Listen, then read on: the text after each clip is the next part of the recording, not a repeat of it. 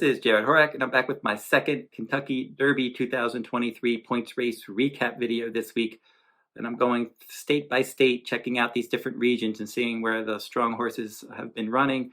I took a look at Arkansas and California and Florida, and I talked about some of the top contenders that I saw in the points races that we saw in those states. Now in this video, I'll cover points races that we saw in Kentucky, Louisiana, and New York. Now, if you're interested in my annual Kentucky Derby Day full card at Churchill Downs, you can find that later this spring at therunawayrhorse.com on my sales page. Cover that annual product every year, the whole Triple Crown series. I'm going to be covering all of that. Plus, for Kentucky Oaks Day, I'll cover all the stakes races, plus extensive Oaks analysis. If you're interested in more information on any of those products, head on over to therunawayrhorse.com and check out my sales page for more details. And now let's get into the recap of this video, and we're going to begin in Kentucky. And we've had 5 points races in Kentucky dating back to the first points race in this series, the Grade 3 Iroquois Stakes, September 17th, 2022. And Curly Jack was your first points race winner. Nice effort there. He was able to get the job done, and he's still on the Derby trail. He's running multiple points races, but he hasn't won anything since that race. And I don't know that that was a super strong race to begin the Kentucky Derby points race series. But the next couple races definitely were the Grade 1 Breeders' Futurity at Keeneland last October, and we saw Forte for trainer Todd Pletcher win this one. Now Loggins, who didn't end up getting on the Derby trail this year, was a bit of a disappointment for trainer Brad Cox that he wasn't able to get on the Derby trail. He just got too late of a start. Hasn't even gotten back on the work tab, but he is in light training and is expected to get back to the racetrack later this year. But he was out there on the pace, and he did a lot of the pace dirty work, and it looked like he might win, but Forte was able to run him down, and those two just dominated this race. And then Red Route 1 rallied from 12th place, and he was able to just get past Instant Coffee and then Newgate as well, and then he picked up the 3rd place spot in this race. And Red Route 1's one that's still on the Derby trail. Forte certainly is. He ended up winning in his next start, the Breeders' Cup Juvenile, on November 4th. And again, he's had a nice stalking trip, and he was able to get the job done, running down Cave Rock, a fast Bob Baffert trainee from the West Coast. He was out there setting the pace. Forte ran him down. He won this race, and then National Treasure ended up 3rd. And then after this, Forte was named your 2-year-old champion. Then he came back, and I mentioned in my first video, he won the Fountain of Youth Stakes impressively, and he's your early Kentucky Derby favorite. So Forte certainly is one that you have to consider a solid Derby contender. He's got good tactical speed to work out a decent trip, and it's just a question of how far does he want to go. He's very good at a mile and a 16th.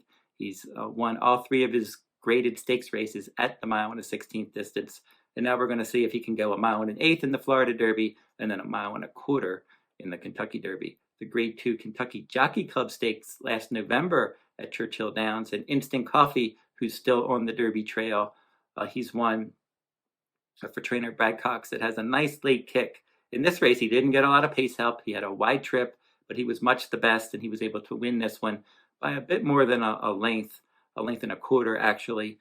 It was more of a workman-like effort, but it was a good effort considering all the ground lost. And he's done well since then, and he's going to run in the Louisiana Derby next. And if he can get pace help, he's the kind of horse that'll just keep grinding away in the stretch and giving it his all. The John Battaglia Memorial, that was the last Kentucky Derby points race we've seen in Kentucky. That was on March 4th, and Congruent won this one. This was on all-weather ground, and this in this race we had a good pace. We saw American Speed for trainer Brad Cox out there setting a good pace, and Congruent enjoyed those fast fractions. He was able to win by an easy 3 lengths, rallying from off the pace. Nice effort there. My top choice was Scooby Quando, and he ended up rallying for 2nd. He was down inside, kind of stuck in traffic, and Congruent was outside in the clear, and that was probably the difference. But Congruent was definitely best. Scooby Quando was able to get 2nd there. And if Congruent goes in the Jeff Ruby Stakes next, which is probably likely, and he runs the kind of race he ran in the John Battaglia Memorial, he would be a solid top 3 threat.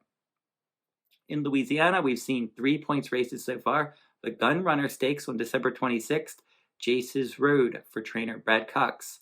He was able to get out there get on that pace and run a nice race here. Now, that might be the key to this one. If you look at a lot of his races, he'll sit there and he'll stalk. He just doesn't seem to have that kick, but he was aggressively handled here, and he was able to win nicely. And he hasn't won since then. He's been a little disappointing, but the Louisiana Derby's next at 1 mile and 3/16 on March 25th, and I would expect maybe they're going to try to get aggressive with him again like they did in the Gun Runner, get him up on that pace, because I think that's what he wants to do. The Lecomte Stakes on January 21st. We talked about Instant Coffee winning in the Kentucky Jockey Club Stakes, where he didn't get a lot of pace help. But in this Lecomte Stakes on January 21st, he did get a lot of pace help, and he was able to win nicely. Now, this horse, he just goes out there and he gives it his all each time. And when he can get an honest pace, he'll come running for sure. And he's going to run the Louisiana Derby next, and he's going to need some pace help. But he's earned quite a few Kentucky Derby points, so he's in good shape from that standpoint. So I think they would probably be happy if he didn't get a ton of pace, if he was just able to rally and at least finish second or third.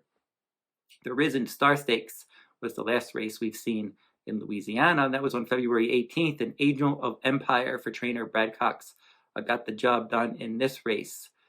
Now, he got some pace help in here, and he set a good trip, and it just looked like he's one that Brad Cox said, even after he ran earlier this year in the Smarty Jones Stakes, that the 1 mile distance wasn't far enough, and when he got out into longer races, he would do better.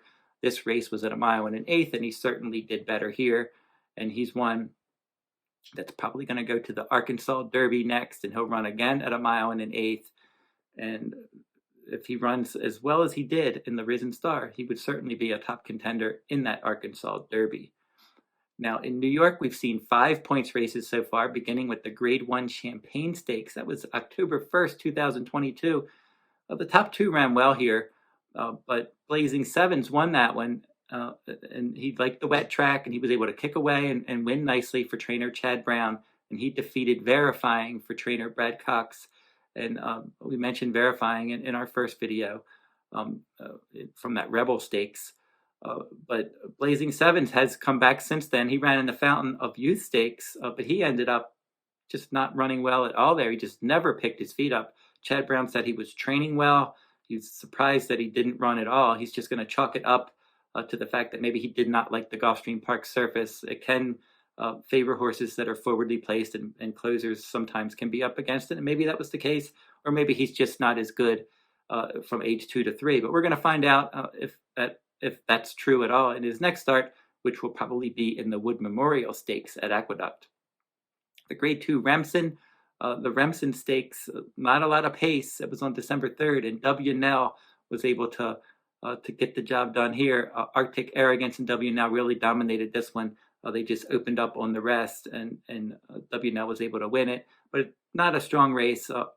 Dubyuhnell came back and did not run well on his next start. And then Arctic Arrogance has hit the board in some stakes races, but he hasn't done as well either. So certainly the 2021 renewal of this race, we saw Mo Donegal and Zandon. That was a strong renewal. This one just didn't seem nearly as strong as that one. The Jerome Stakes on January 7th, Lugan Knight was able to get the job done, and he just controlled the pace out there. He just got out there.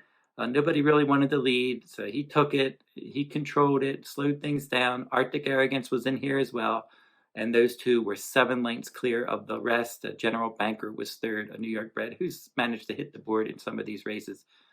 This really wasn't a strong Derby prep either. The Withers Stakes, possibly the winner here, could make some noise in some future starts. Hit Show for trainer Brad Cox, and Brad Cox is loaded with Kentucky Derby possibilities. And here's another one of his good horses. And here, again, Arctic Arrogance was in there again. He got out there and he set the pace, but he was hounded on the front end. A couple others did, got out there with him and didn't let him get away. Hit Show was my top choice. He was just having a great trip behind the speed. He was towards the inside. Manny Franco rode him, and he was able to just kick away and win by more than 5 lengths. Arctic Arrogance clearly second best. That seems to be a broken record with that one. He just seems to run decent races, not good enough to win, but he's much clear of the rest of his competition. And then General Banker ended up finishing third again. So overall, this race, I like the winner. That's really, I don't know that there was much behind him here, but Hit Show is one that he's got some ability for Brad Cox, and I want to see what he can do next, probably in the Wood Memorial or Arkansas Derby for his final Kentucky Derby points race. In the Gotham Stakes on March 4th, a one-turn mile, Ray's Cain was able to dominate this one, but the late runners dominated this one. It was run in the mud. It was a wet track, Carmel Road. I picked him as my top choice, and he got out there. I was actually hoping that he would try to close ground because I knew there was going to be a quick pace, and he was turning back. But no, they went out, and he rushed up for the lead, 22:45 and change. The pace, anybody near the pace, just were nowhere at the end. The top three finishers, they rallied from 11th, 13th, and 12th place. And Raising Cain, 23-1 odds. He ended up winning by more than 7 lengths under Jose Lezcano. Now, Slip Mahoney for trainer Brad Cox was second, and then General Banker finished third. That General Banker just keeps hitting the board, kind of like Arctic Arrogance, but Arctic Arrogance has much more tactical speed. General Banker is a big late runner. He's been able to pick up some minor awards in these points races. And then we had one points race in Oklahoma, the Springboard Mile on December 17th of last year. Not a Kentucky Derby points. It was a Kentucky Derby points race, but not a relevant points race because Wildatlanticstorm ended up winning that one. He hasn't run this year, so he's not on the Derby trail at all. And probably the best horse in that race was Giant Mischief for trainer Brad Cox. He had a bad start.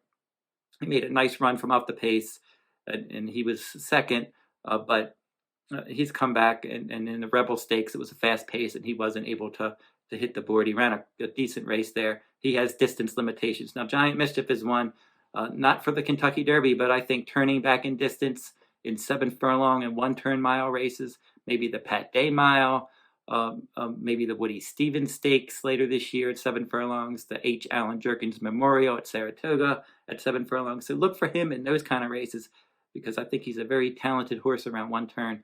Just don't think he wants to go much further than a mile. So overall, looking at this Kentucky Derby trail right now, we've seen some good performances. I thought the Rebel Stakes was a solid race. I talked about that in my first video with Confidence Game winning that one. We saw Red Route 1 rallying to finish second.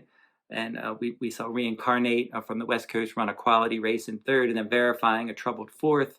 So I think there was a lot of quality to that race. All 4 of those horses are solid horses. And I can see that being a productive race as we go along this year. Some of the other races, obviously Forte, he's been outstanding. He's won 3 graded races at a mile and a 16th. He's your Kentucky Derby favorite right now. He has some positional speed. Now remember last year's Kentucky Derby, it was just a wicked pace. It just fell apart. Anyone near it was nowhere. Now, if you're looking at these points races, and I've looked through all of these, and you're seeing either we saw some horses control the pace and win some races, but most of those horses really aren't on the Derby trail. And we've seen multiple races where we've had fast paces that fell apart and closers do well.